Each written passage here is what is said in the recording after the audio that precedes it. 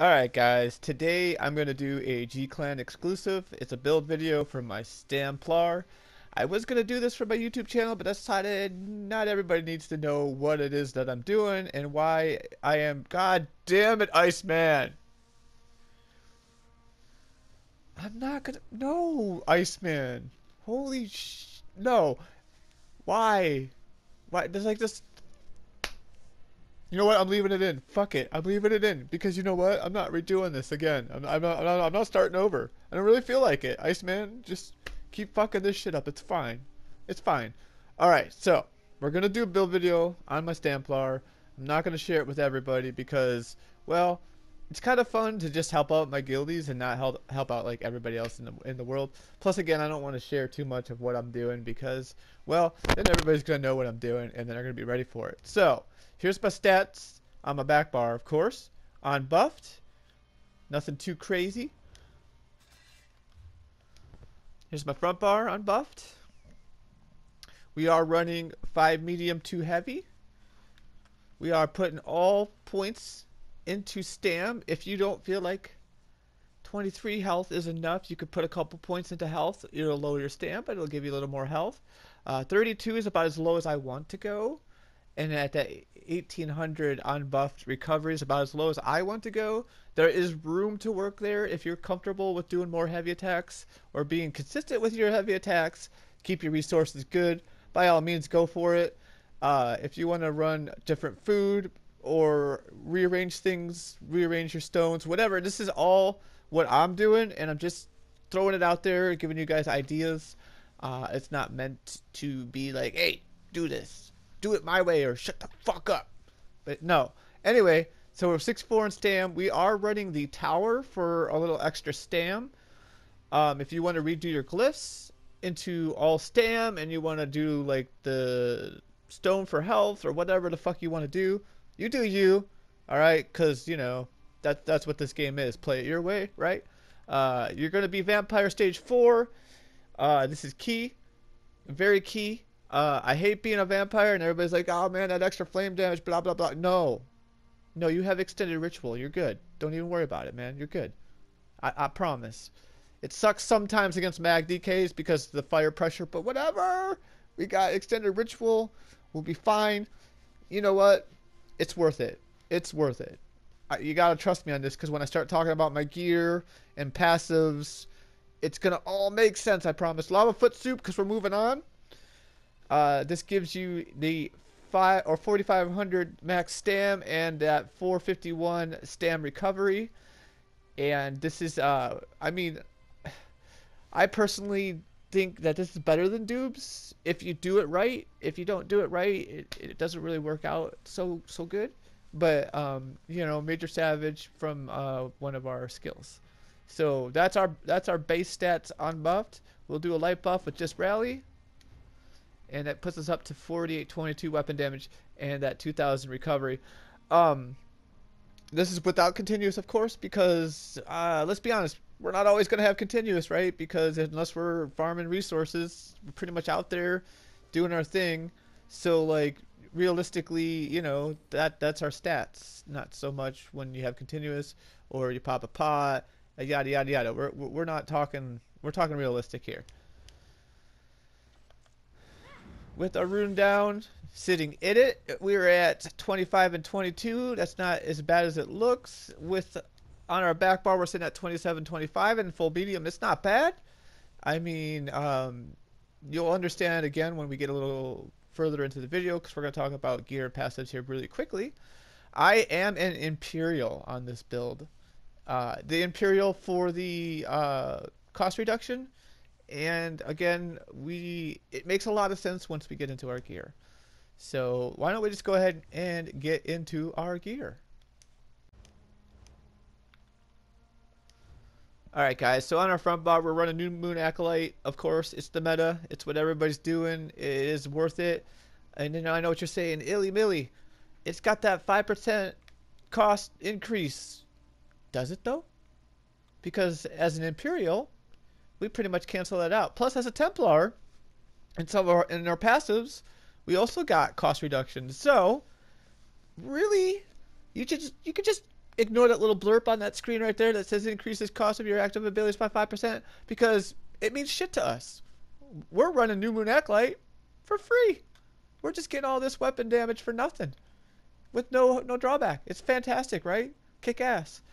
On our back bar, we are running potentates. If you are in open world, potentates is the way to go. If you're in duels, you're gonna definitely run Master Bow infused. Open world, we're running potentates, and it's defending. And we're actually gonna run poisons. I highly recommend Escapist, as this is my favorite. It's pretty gross, pretty nasty. And then any kind of entrapping as well is good, but I prefer Escapist. But so yeah, you're gonna run a poison when you're running potentates. When you're running Master Bow, you're gonna not run poisons. Also, our Greatsword is nerd with the weapon damage enchant, and that when that's procced, man, let me tell you, when that's procced and you got your Master Bow proc and maybe possibly continuous, we're pushing upwards to 6k weapon damage. It's pretty gross at times. I've had my Executioner hit for 15k. I've had my Onslaught hit for like 17k. I've had jabs hit, just jabs hit for 4 or 5k, 6k, 7k. Like, it's just gross. When things are critting, and things will crit on this build, it is absolutely disgusting. For our monster set, we're running Bloodspawn. Infused on the head with a health glyph. And the main reason we got Bloodspawn going is because we got that stam recovery, we got some ulti-gen, and we got that 6400, we're just going to say armor.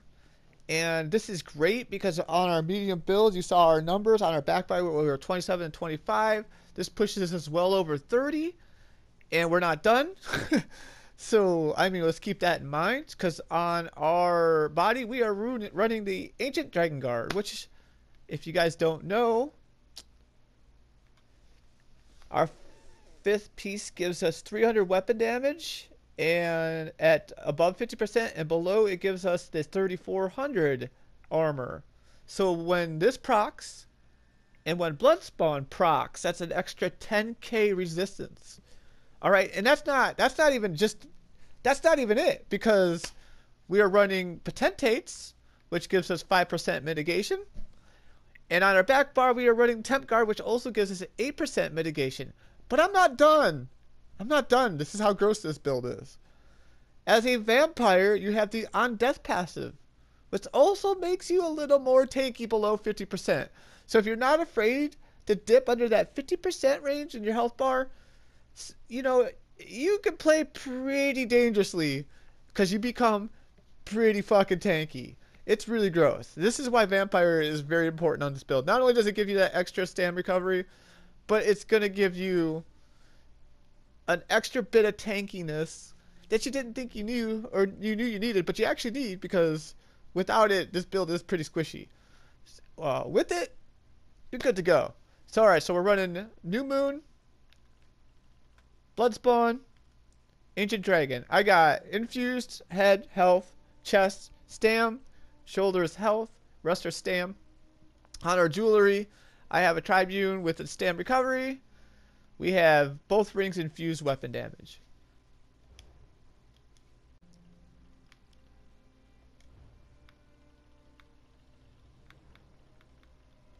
Like we said, we're running Lava Foot Soup. For pots, you can use the Crown Tri-Stats right here. You can run your Essence Health. You can run the Immovables. And these are not what you want to use. I use these in PvE. I actually do PvE once in a while. Don't give me that look, you people. I see that the looks on your faces. But yeah, those are I like to run the Tri-Stat pots because I don't know. It's just what I prefer that. But honestly, when I'm trying to kite, these are going to save my life, and I do use these as well. Again, if you're comfortable toggling in between pots in a fight, have these slotted at all times, because you're going to like bounce back and forth between them. The Crown Stat ones are a little better than the ones you can craft, but not by much. There's really not that big of a difference. So you can craft these, ask a friend to craft them, you know, do what you got to do to get those. Very important. So we're going to go into skills. So this is our back bar. We're running Venom Arrow, and that's right. I am not running Poison Eject. I switched from Poison Eject months ago because let me tell you, the ranged interrupt is fantastic when you don't want people to res.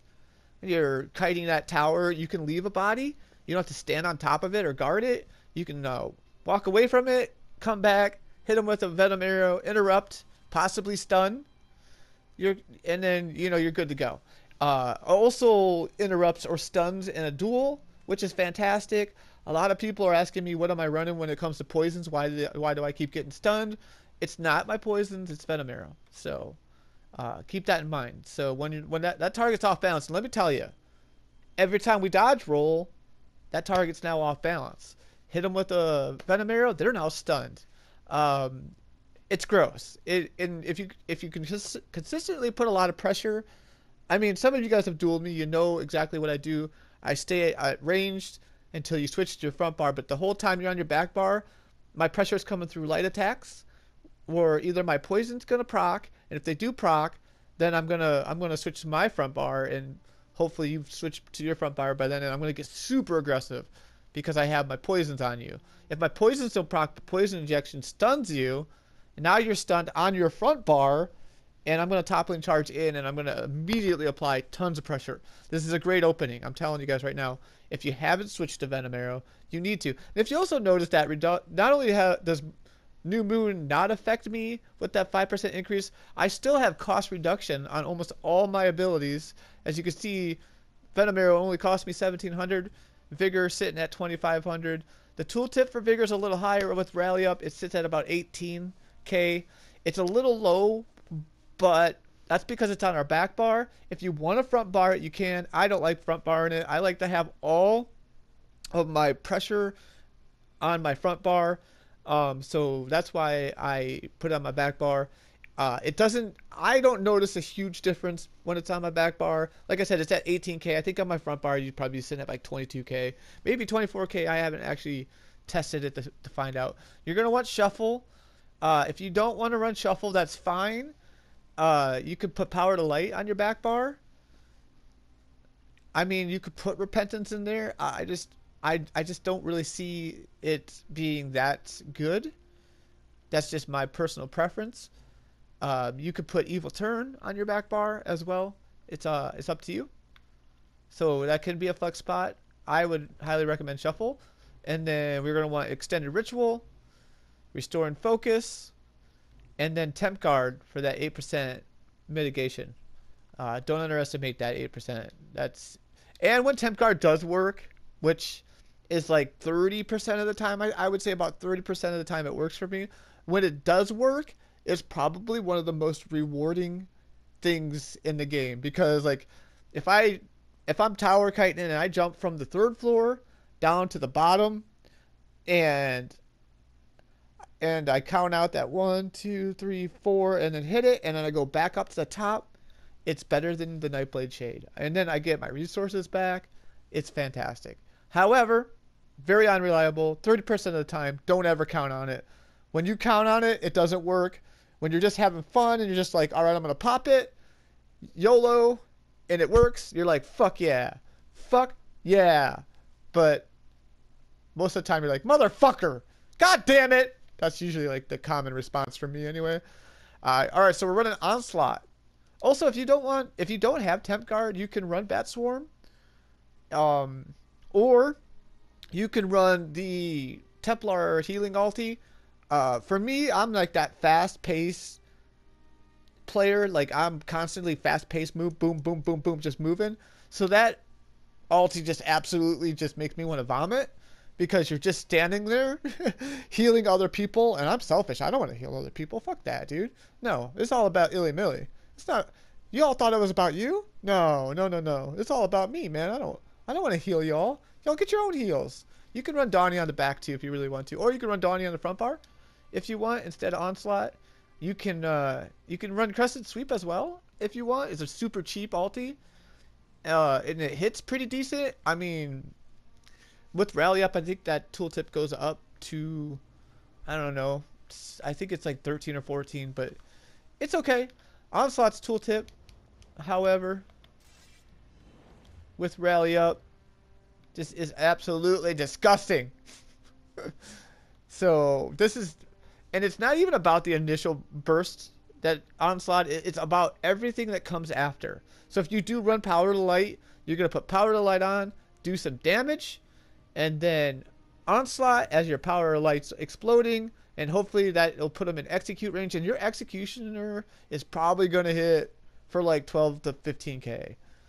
I've actually had a fight where I onslaughted, chunked the guy. He was at like 50% health. Onslaughted him, chunked him for like 14k, and then onslaughted him for 10k, and that was it. The fight was over. He did not get back up. I got Camouflage Hunter on here for that Major Savage. If you don't want that extra bit of crit, which without it you're sitting at about 34. With it we're sitting at 44. This is kind of a flex spot. You can put power to light here, evil turn, any offensive ability. If you want to run fucking brawler or crit rush, I mean, knock yourselves out. I mean, go for it. But I like that extra. Like I said, I'm gonna squeeze every little bit out of it as I can. So, rally, executioner, top lane charge, and then jabs, which is your main spammable. Top lane charge is flex spot too if you want to run crit rush, or if you want to run the javelin, you could do that. I haven't even leveled mine, as you can see. So this is good too because it stuns. You can knock somebody off the tower. I mean, it's good for. I mean, if you think about it, it's a good kite. Like if you got 3 on the top, you got 1 low health, you can javelin 1 off to either the second floor or all the way to the bottom. Possibly get them with fall damage. It evens out the numbers a little more. Not a bad idea. I've never actually used it, so like, what do I know? But I mean, it could work. So again, it's all about how you want to play. And I'll show you my Vigor tooltip with Rally Up real quick since I'm thinking of it. All right, so it's at 17. Well, 18. We'll just say 18k, which is about what I said. Again, you don't really notice it. It's gonna hit. See? And then when you got your extended down, I mean, it's really gonna hit. So.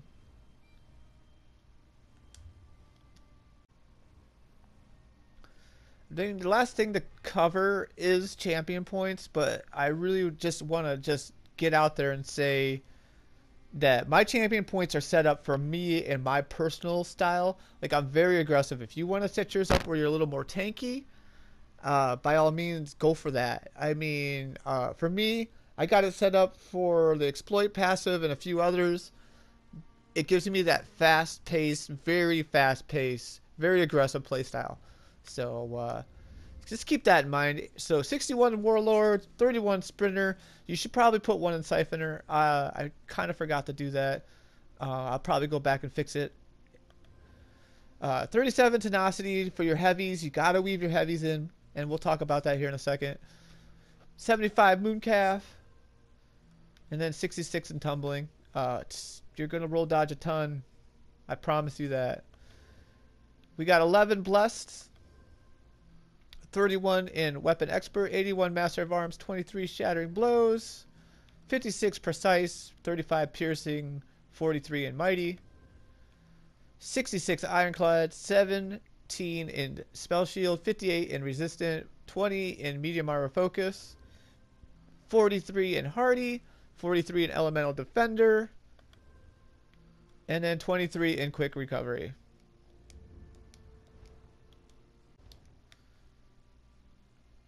All right, so let's talk about some things here. So you're going to rally, you're going to jab, and then you're going to weave in your heavy.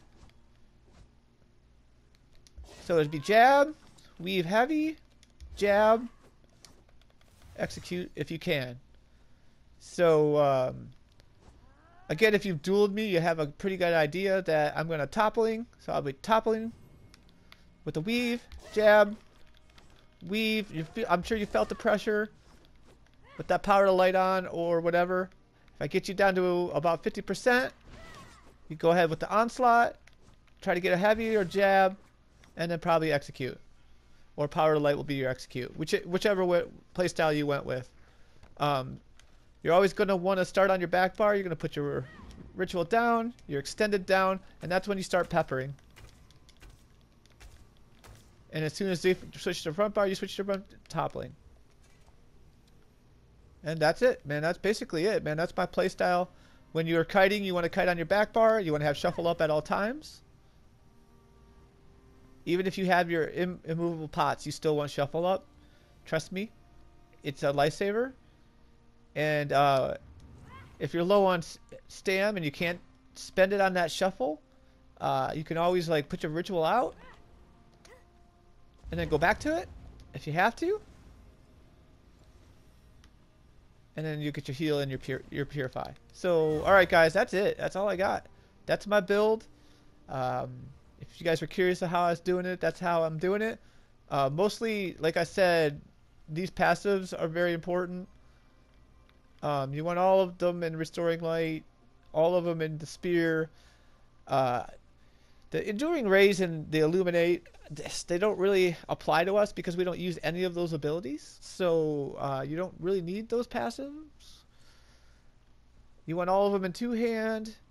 You want all of them in bow. I don't have them in long range because the only thing I use is Venom Arrow. If you want them in there, that's fine. Go for it. You want all in medium. And you want the first 3 in heavy because we are 5 and 2. Vampire, you want this supernatural recovery, the on death, and the on natural resistant. Super awesome. Darkstalker, if you want to creep around in stealth all day for whatever reason, it's fine if you want to do that. Caveman's a big fan of it. I don't mean maybe you're a fan of it too. Fighter's Guild, you want that Slayer passive, and Banish the Wicked is good to have some in too. Psijic, you want that concentrated barrier. Assault and support, you can do all of them if you want. I do continuous combat frenzy, combat medic, and battle resurrection. With the Templar and that battle resurrection, I think I can res somebody in about 2 seconds, and they'll have full resources. Imperial, you want all of them. This is that cost reduction that I was talking about right here. That's 3%, plus your Templar one, which I believe is right here. This is 5% reduction right there. So again, that cancels out. That's 8% reduction. Cancels out the new moon, plus gives you that 3% reduction still. So there's really no reason not to run new moon because the passives have got you covered. And you want that 3 in medicinal use, and that literally is it. I almost forgot the passives. I covered them.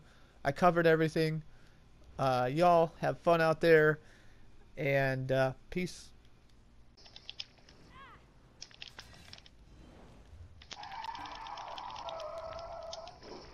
A healer. I don't want to play this build tonight. It's too complicated.